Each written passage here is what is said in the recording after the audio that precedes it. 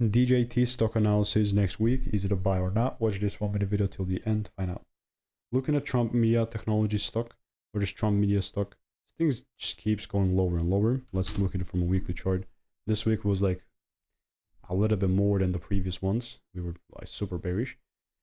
Seems like we are about to actually close. We have like an hour left from this market. Seems like we are going to close beneath the lows, which just puts us into a big disadvantage.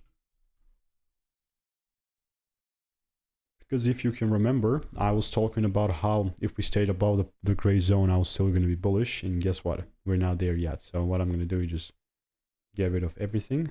Like literally everything. If you remember TWAC, that was crazy time when it was actually here. But like, if you're like, maybe you're not an OG, but maybe if you like maybe one of you that's watching this video is going to be the OG.